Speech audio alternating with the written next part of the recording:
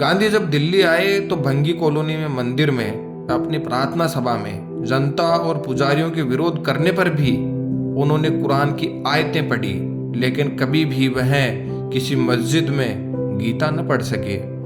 वह जानते थे कि मस्जिद में गीता पढ़ने से मुसलमानों द्वारा उनके साथ किस प्रकार का व्यवहार होगा।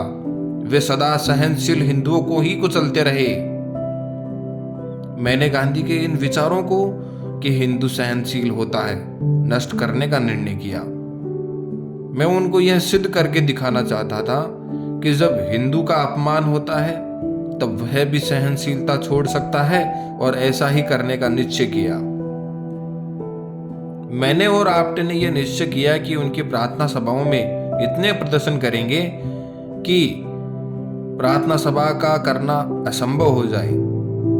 श्री आप्टे ने कुछ शरणार्थी लेकर शहर में जुलूस भी निकाले, जिसमें गांधी जी और सुहरावर्दी के विरुद्ध नारे लगाए गए और भंगी कॉलोनी में प्रार्थना सभा में प्रदर्शन किया। उस समय हमारा हिंसा करने का लेशमात्र भी विचार न था, फिर भी गांधी जी ने कायरता पूर्वक पिछले दरवाजे की शरण ली और अपने आप को सुरक्षित करने का प्रयत्न किया। जब श्री सावरकर ने इस प्रदर्शन के विषय में पढ़ा तो उन्होंने हमारे कार्य की प्रशंसा नहीं की, प्रत्युत मुझे एकांत में ऐसे कार्य के लिए बहुत बुरा भला कहा।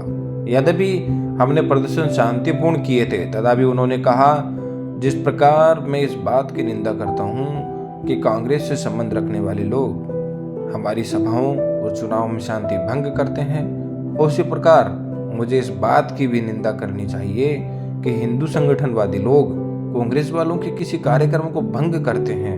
यदि गांधी जी अपनी प्रार्थना सभा में हिंदुओं के विरुद्ध बोलते हैं तो उसी प्रकार आप भी अपनी पार्टी की सभा करें और गांधी के सिद्धांतों का खंडन करें। हम सबको अपनी अपनी बात का प्रचार संवैधानिक नियमानुसार करना चाहिए।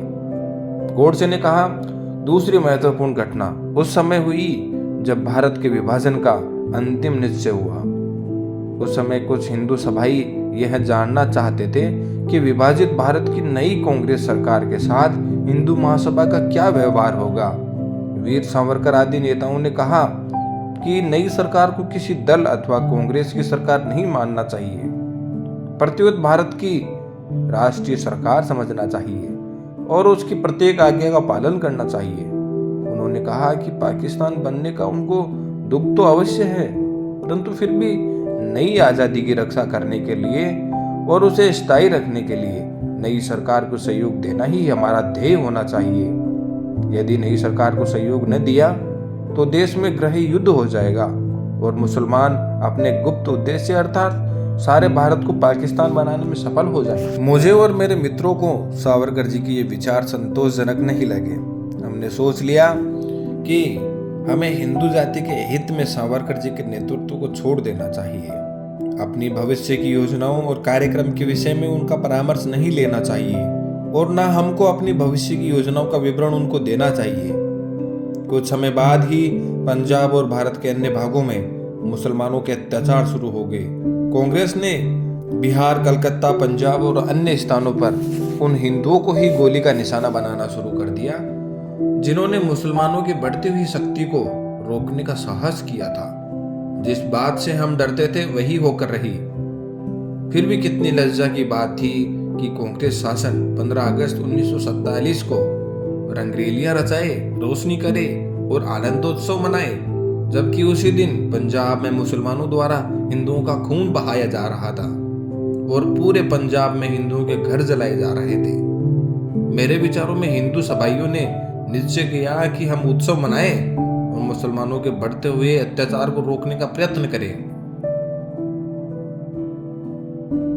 हिंदू महासभा की कार्यकारिणी और अखिल भारतीय हिंदू कन्वेंशन की सभाएं 9 और 10 अगस्त को दिल्ली में हुई थी, जिसकी अध्यक्षता सावरकर जी ने की। मैंने, आप्टे ने और मेरे विचारों के अन्य सदस्यों ने भरसक प्रयत्न किया कि महासभा के नेताओं श्री सावरकर, मुखर्जी और श्री बोपटकर को अपने विचारों से सहमत करें और ये प्रस्ताव पारित कराएं कि कांग्रेस से भारत विभाजन और हिंदुओं के व्यापक विनाश के प्रश्न पर टक्कर ली जाए। परंतु महासभा वर्किंग कमेटी ने हमारे इन परामर्शों को भी नहीं माना कि हैदराबाद के विषय में विशेष रूप से कोई कार्य किया जाए या नई कांग्रेस सरकार का बहिष्कार किया जाए। मेरे व्यक्तिगत विचार में विभाजित भारत की सरकार को वैध सरकार बनाना या मानना और उसकी सहायता करना ठीक नहीं था, परंतु कार्यकारिणी ने यह प्रस्ताव पारित किया कि 15 अगस्त को जनता अपने घरों पर भगवा ध्वज लहराए। वीर सावरकर ने स्वयं आगे बढ़कर कहा कि चक्र वाले तिरंगे झंडे को राष्ट्र ध्वज स्वीकार किया जाए। हमने इस बात का खुला विरोध किया। केवल यही नहीं, 15 अगस्त को वीर सावरकर ने बहुत से हिंदू राष्ट्रवादियों की इच्छा के विरुद्ध अपने मकान पर भगवा ध्वज के साथ चक्र वाला तिरंगा भी लहराया।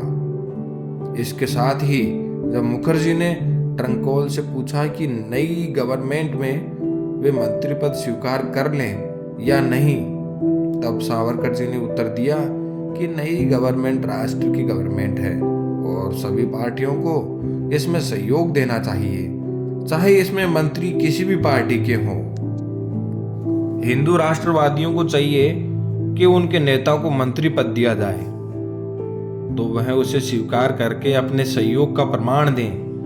उन्होंने कांग्रेस नेताओं को इस बात पर बधाई दी कि वह मंत्रिमंडल बनाने में सबका सहयोग प्राप्त कर रहे थे और उन्होंने हिंदू महासभा के नेता डॉक्टर श्यामा प्रसाद मुखर्जी को भी मंत्री पद के लिए आमंत्रित किया।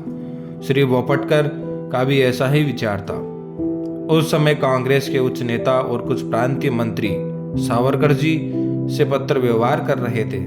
गवर्नमेंट सबके सहयोग से बने, यह तो सावरकर जी पहले ही निश्चय कर चुके थे। मुझे सब दलों की मिलीजुली सरकार से कोई विरोध न था, परंतु कांग्रेस गवर्नमेंट गांधी जी के इशारों पर चलती थी और यदि किसी समय कांग्रेस सरकार उनकी कोई बात नहीं मानती थी तो वह अनशन की धमकी देकर मना लेते थे।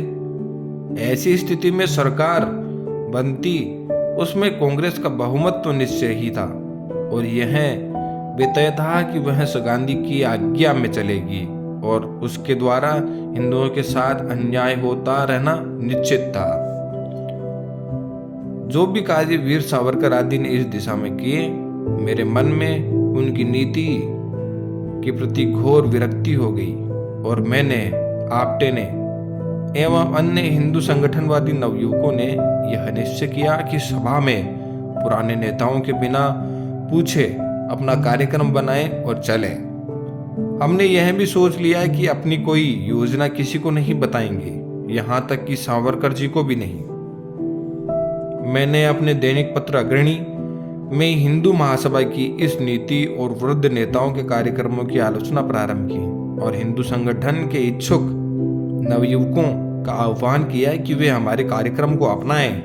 नया कार्यक्रम बनाने के लिए मेरे पास 2 मुख्य मार्ग थे जिनसे मैं आरंभ करता। पहला तो यह था कि शांतिपूर्वक गांधी जी की प्रार्थना सभा में प्रदर्शन किया जाए, जिससे उनको यह ज्ञान हो जाए कि हिंदू सामूहिक रूप से उनकी नीति का विरोध करते हैं, अथवा प्रार्थना सभाओं में जिनमें वे हिंदू विरोधी प्रचार करते थे अपने विरोध से गड़बड़ फैलाई जाए। दूसरा यह है कि हैदराबाद के विषय में आंदोलन प्रारंभ किया जाए, जिससे हिंदू भाई बहनों की यवनों के अत्याचार से रक्षा हो।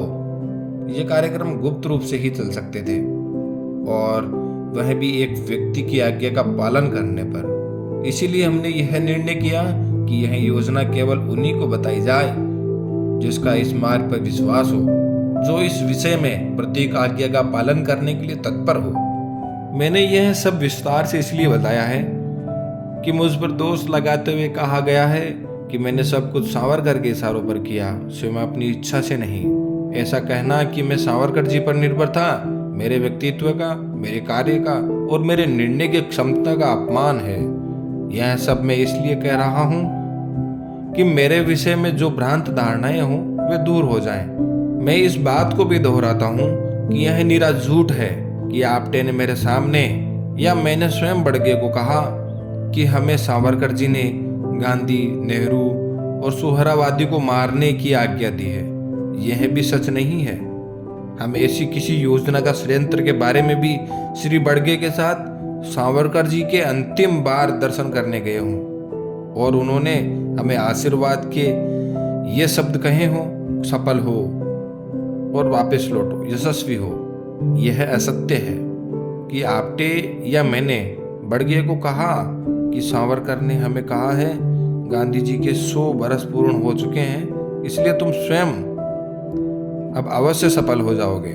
मैं न तो इतना अंधश्रद्ध था कि सावरकर जी की भविष्यवाणी के आधार पर कार्य करता और न इतना मूर्ख था कि ऐसे भविष्य कथन पर भरोसा करता।